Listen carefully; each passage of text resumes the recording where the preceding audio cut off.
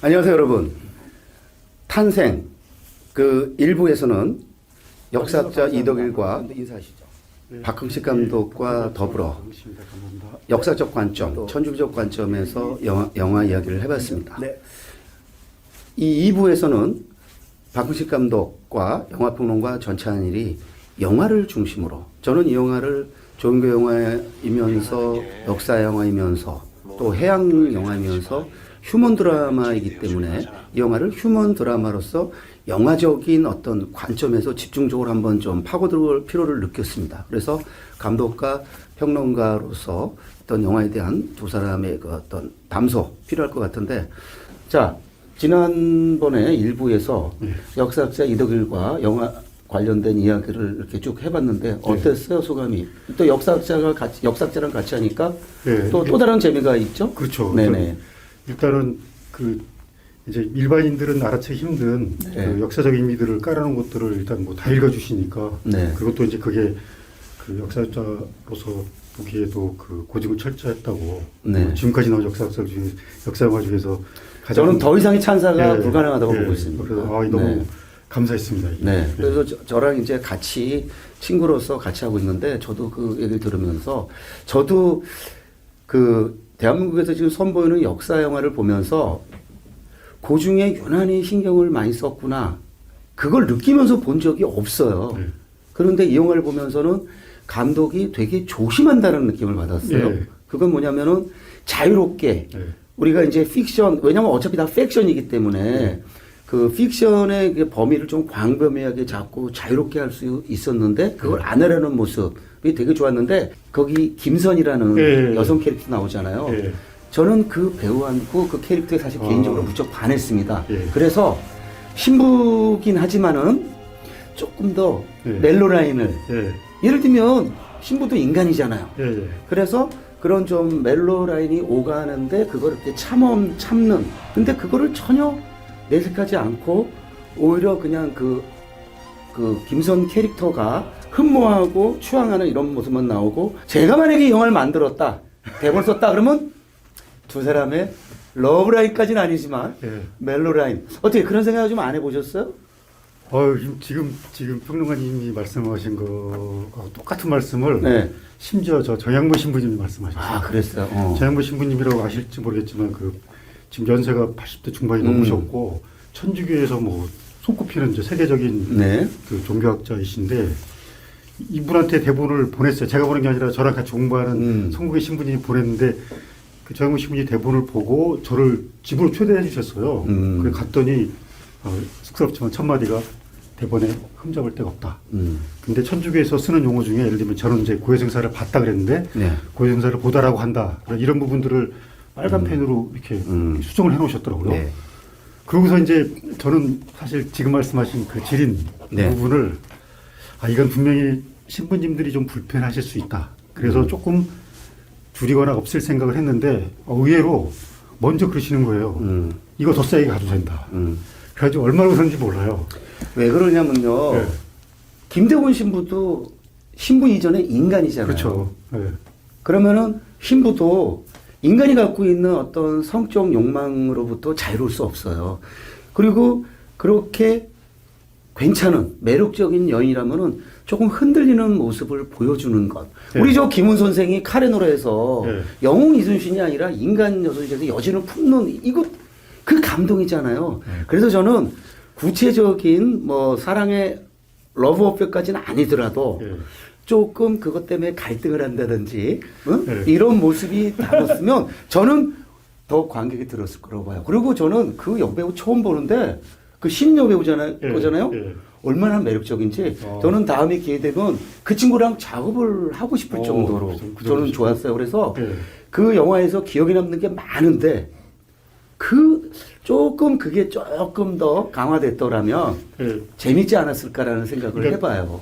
편집에서 줄었지만 사실은 찍어놓은 건 조금 더, 지금보다는 조금 더 있어요. 그리고 이제 김대건 신부님이 그 백령도 갈 때는 사실은 영화에서는 그 배를 또 쓰지만 실제로는 다른 배거든요. 그래서 그 배에다가 이제 그 지린이 있는 그 객주가 해동관이잖아요. 해동관. 그래서 지린을 생각하는 마음으로 그 배 이름을 해동호라고 지어가지고 붙이고 다니거든요. 근데 이제 그런 것들이 좀. 그리고 사실은 이제 그거는 허구적 인물이지만은 네. 저는 굉장히 그 아주 임팩트가 네. 있었다라고 말씀드리고 싶고 이제 영화의 근본적인 걸 네. 한번 짚으면 네. 지금 길었다라는 평가들이 이덕일 소장도 나왔고 네. 네. 우리 저 매불쇼에 출연했을 때 네. 그 저 동료 평론가들이 길었다 네. 뭐 이런 얘기가 나왔는데 사실 저는 2시간 반이 너무 짧아서 네. 이 영화라면 10시간을 봐도 좀 괜찮겠다는 생각을 하면서 저는 영화를 본 사람이에요. 네. 저는 시사를 보고 그 다음날 다시 또 티켓 사서 보면서 저는 이 영화가 사실은 드라마로 네.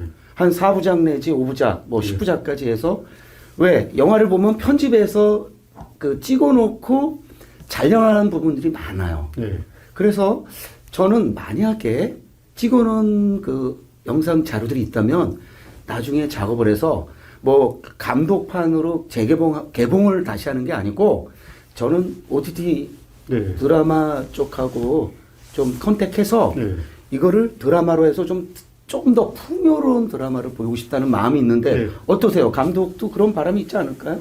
네, 진짜로 그 제가 대본을 첫 곡을 썼을 때 네. 분량이 좀 긴 편이었거든요. 네. 그리고 이제 근데 이게 줄이자는 소리를 아무도 안 해가지고 일단 이건 다 찍자. 네. 그리고 이제 편집은 2시간 반으로 했는데 네. 사실은 지금 말씀하신 것처럼 사부작으로 만들 만한 분량이 있어요. 아, 저도, 사부작 분량? 네, 그래서 네. 저도 빠진 부분이 안타까운 부분들이 많아요. 왜냐하면 네. 최악업 신부님도 더 알릴 수가 있는데 네. 뭐 그런 것뿐만 아니라 그래서 이 영화가 잘 되면 그 사부작 드라마로 네. 만들 생각도 진짜로 하고 있습니다. 네. 신유박해, 네. 네? 신유박해부터 이제 병인박해까지 치면은 네. 사실 여기서는 기회박해하고 네, 이제 병호박해거든요. 네. 네. 근데 이 영화가 조금 더 좀 더 길어지면 네. 기회박해도 단순히 그냥 말로만 나오는 것이 아니고 네. 뭐 모방 신부라든지 네. 샤스탕 신부라든지 앵베르 네. 주교가 그 처형당하는 이런 장면들도 좀 들어가주고 네. 또 여기서 그 김대건 신부의 아버지인 김재문 김재준이요. 김지준 그렇죠? 네. 기회박해 때 죽어가는데 네. 이런 것들도 적절히 들어가 주었더라면 네.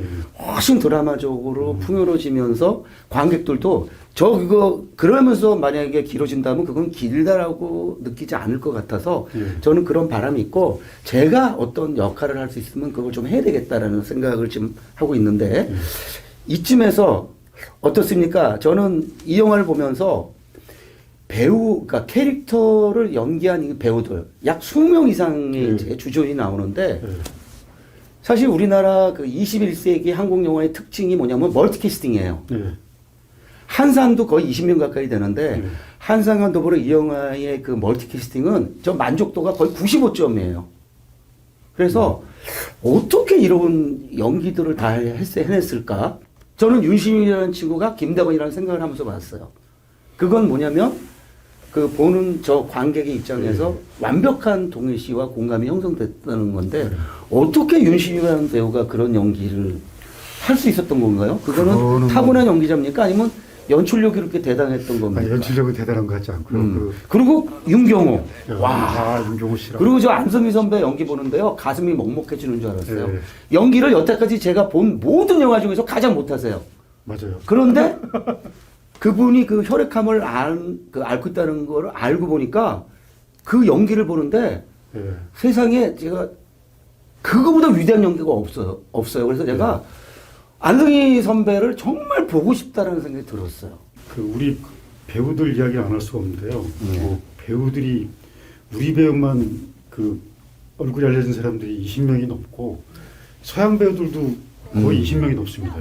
그 주요한 역을 맡은 분들이 이게 이제 모르겠어요. 좀 밸런스가 어느 정도 맞은 것도 같고 근데 찍으면서 뭐 그 특히 이제 라파에로 폭풍우 뚫고 그 나아가는 장면 같은 경우에는 정말 고생 많이 했어요. 그냥 진짜 배를 만들어서 기기장치 올려놓고 전후좌우 흔들고 뭐 거기다 물태포 쏘고 뭐 강풍비 강우기 그 추운 겨울에 그러니 뭐 몸이 얼어붙고 그 위험한 데서 매달려가지고 멀미도 나고 그랬는데 그 굉장히 이제 스펙타클하게 그 장면이 나온 것 같아서 좋고 특히 이제 안상희 선생님 이제 일부러 사실은 그동안 이제 기자들이 저한테 안상희 선생님께서 계속 찍을 때 어땠는지 물어봤는데 답을 안 했어요. 왜냐하면 다른 식으로 이렇게 그 오해받을 소지가 좀 있어가지고 근데 정말 저는 안상희 선생님을 이번 작품 통해서 뭐 그전에도 들어서는 알고 있었지만 저는 처음 이번에 선생님과 작업을 했는데 너무너무 존경스러운 분이에요.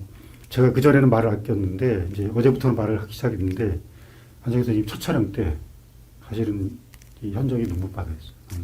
한정희 선생님이 그때 치료 중인데 약 기운 때문이셨는지 대사가 한마디 나오고 두 번째 대사가 안 나오는 거예요. 본인도 당황하시고 우리도 당황하고. 그래서 제가 모니터를 보는데 우리 이제 초긴장에 빠져들었죠. 그래가지고 내색은 안 하고 막 스태프들이 빨리빨리 움직였어요. 그리고 마침 또 편집 감독이 옆에 있어가지고 줄일 거 줄이고 그다음에 한상희 선생님 잡을 걸 이제 그 맞은편 앉아있던 새 신학생 위주로 잡고 막 이런 식으로 빨리빨리 대처를 하면서 이제 1시간 넘겨서 찍었는데 전 진짜로 그 모니터에서 많이 울었어요. 혹시나 이 우리 작품이 이 마지막 출연작이 되는 건 아니겠지 이 생각 때문에. 근데 다행히 이제 그 다음에는 좋아지셔가지고 그 후에 이제 여수 촬영 그다음에 차관 촬영 때는 아주 네. 그 건강하게 그래도 최선을 다해 주셔가지고 우리 영화 속에서 이제 건강한 모습을 볼 수 있고 그다음에 이제 한상희 선생님 정말 존경스럽다 느낀 게 뭐냐면 이제 저희들이 이제 몸이 안 좋다는 걸 알았으니까 그 따로 천막에 난로도 피워드리고 근데 거기 안 가시고 꼭 제 뒤에 이 모니터 있는 그 감독 천막 여기 뒤에 앉아 계세요. 그래서 제가 이렇게 돌아보면 그냥 이렇게 웃고 계세요. 제가 좋은 데로 좀 가 계세요. 그래도 그냥 웃고 계시는데 그걸 보면서 느낀 게 뭐냐면 이분은 정말로 영화를 사랑하시는구나. 그리고 지금 이 현장에 있다는 자체로 너무너무 행복해 하시는구나. 그게 너무 전해지니까 사실은 안성희 선생님이 그러니까 그렇죠. 그렇게 많은 네. 배우들이 네. 물론 이분들이 다 좋은 배우들이긴 하지만 감히 아무도 짜증을 안 내고 지금도 그 홍보 때도 정말로 열심히 띄워주고 있어요. 너무너무 고마워. 이런 이야기하면 이제 그 관객들이 불편할 수도 있는데 네. 저는 이 작품을 그 맡게 된 것도 네. 그러니까 맡기 전날까지도 사실 자신이 없었어요.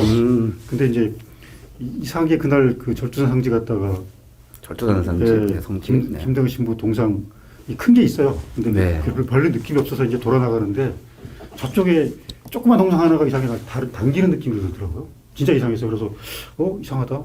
그래서 갔어요. 갔는데 김대근 신부 동상이 또 있으라는 생각을 안 했죠. 작은 김대근 신부 동상이 있더라고. 그래가지고 이상하다 그래서 이제 손을 잡고 속으로 이제 몇 마디 했죠. 근데 그다음부터 그 이상하게 자신이 생기기도 했고. 근데 그 다음에 전개된 상황들을 보면 윤시훈 씨만 하더라도요. 제가 윤시훈 씨를 택한 게 아니라 그러니까 대본을 돌렸더니 하고 싶은데 왜냐면 뭐 불어 나잖아. 그렇죠. 뭐 중국어 뭐 대사가 좀 길어요. 이게 자신이 없어하는 배우들이 있더라고요. 근데 그래서 이거는 그냥 운명이다. 이걸 당당하게 하고 싶다는 배우가 처음 나타나면 무조건 그 배우로 하겠다. 근데 그게 윤시훈이었어요. 윤시훈 씨였고 사실은 저도 윤시훈 씨가 잘 몰랐어요. 그리고 이미지도 이렇게 그 전에 무슨 사극 사실 너무 곱상하고. 네, 그래서 근데 찍다가 일단 뭐 워낙 성실하고 노력하는 거는 뭐 그거는 뭐 그 인간적으로 그럴 수 있는 거니까 그것도 대단했지만 어느 순간에 특히 이제 김대근 신부가 그 부제품 받고 들어오잖아요. 네. 그리고 한복 멋진 한복 입고 또 말을 탄 얼굴에서 네. 갑자기 이거 김대근이다. 그거 우리가 아우라라 그러는데 네, 그 느낌을 영화에 아우라가 나와요. 네, 그 느낌이 어느 순간 탁 들어오는데 제가 갑자기 그때 그 윤시 씨 얼굴 보고 그 말을 했어요.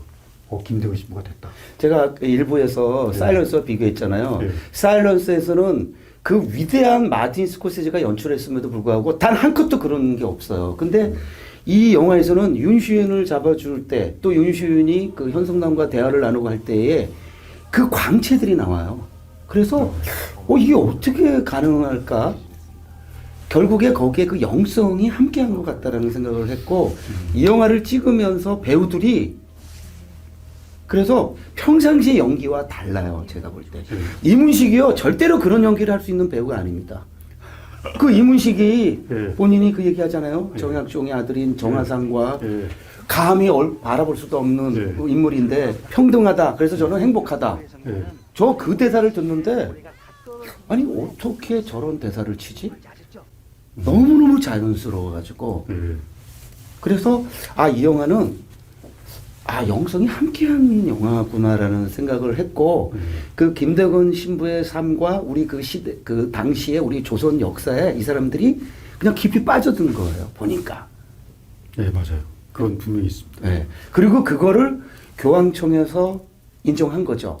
아무리 여기서 연결했는데 영화가 수준이 안 되면 그렇죠. 그 기회를 줄 네. 수가 없죠. 네. 그렇죠? 예, 그날 시사 끝나고 그러니까 네. 시사본이 사실은 저기 미완성작이었어요. 네. 그 이태리 번역도 급하게 하고 그랬는데 그 저도 몰입이 되더라고요. 그러고 나서 이제 불도 좀 일찍 들어왔는데 뭐 엄청난 박수와 함께 어떤 분이 소리를 쳤는데 그분이 이제 남미 쪽 어느 나라 대사님이에요. 그분이 이제 한국교회 만세로 가셨고 그다음에 이제 그 윤시훈 씨랑 배우들이 다 이제 인사를 하고 네. 이제 저랑 윤시훈 씨만 이제 따로 그 인사 말씀을 드릴 기회가 있었는데 네. 이제 하필이면 제가 거기가 뉴 시노돌이라고 교황님이 이제 바티칸 고위 성직자 네. 추기경님들이랑 중요한 의사결정을 하는 장소예요. 근데 거기 하필이면 제가 교황님이 앉는 자리에 앉은 거예요. 그리고 이제 윤시훈 씨는 그 옆자리에 앉았고 그리고 이제 동시통역을 해주시는데 제가 그 공식에서 말을 잘하는 사람이 아닌데 교황님 자리에 앉아서 그랬는지 제가 생각해도 너무 멋있는 말을 방언이 터졌고. 네, 한 거야. 김대건 신부님이 우리가 영화를 통해 불러냈는데 김대건 신부님이 우리를 통해 자신을 드러내신 것 같다. 뭐 이런 비슷한 네. 아주 되게 멋진 말들을 했어요. 그랬는데 이제 마이크를 제가 이제 윤시현 씨 넘겼어. 근데 거기서 이제 그 말을 한 거야. 그 영화가 처음에는 좀 윤시현이 보이겠지만 5분 지나면은 김대건 신부 보이면 좋겠다. 그 말을 하는데 그 말이 너무 멋진 거예요. 역시나 저희 교포가 무슨 유튜브에 영상을 만들었는데 제가 한 멋진 말도 다 빠지고 이게 딱 들어갔더라고. 사실 이 영화를 보면서 제가 볼 때 그 교황청에서 그 시사를 했고 교황님을 아련했다라는 것이 갖는 어떤 상징성 네. 절대적이잖아요. 네.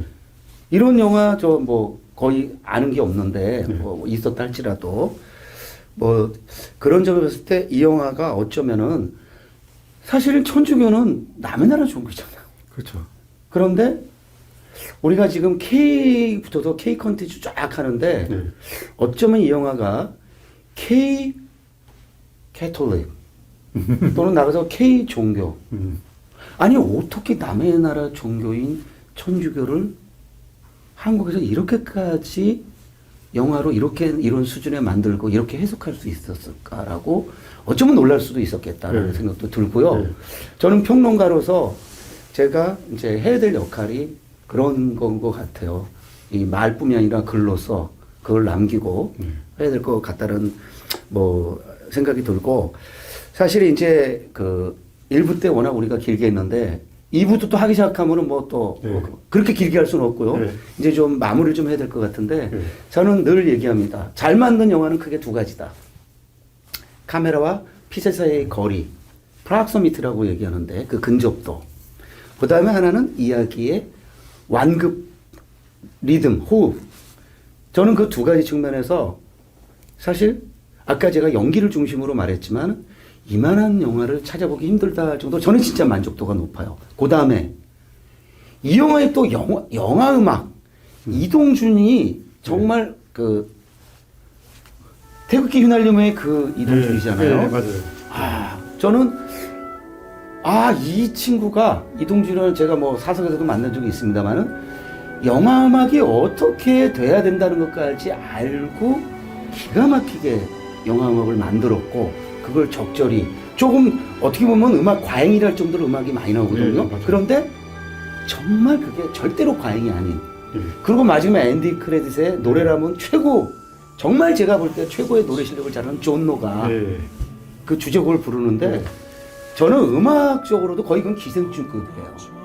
그래서 제가 이동준 감독을 다시 한번 주목하면서 그 감독을 한번 만나고 사실은 저기 12월 중순에 부산에서 존 나하고 고용렬 콘서트 하거든요. 네. 근데 제가 사실 시간이 안 돼가지고 안 가려고 그랬는데 이 영화 보고요. 존 노하고 고용렬 콘서트 가기로 지금 마음 먹고 있습니다. 그 정도로 물론 이 방송이 나갈 때는 이미 제가 갔다 왔던가 뭐 이렇게 했지만은 그 정도로 저는 사실은 음악에 대해서도 좋았어요. 그래서 이 영화는 천주교에 대한 영화로서도 또 그 18세기, 19세기 초반의 조선의 역사를 다룬 영화로서도 그리고 한국이 갖고 있는 해양성, 그렇죠? 이순신 장군을 대표하는 해양성이라는 측면에서도 그리고 휴먼 드라마라는 측면에서도 그 굉장히 만족도가 높은데 그 점에서 이 영화를 만날 수 있다는 게 얼마나 감사한지 모르고요.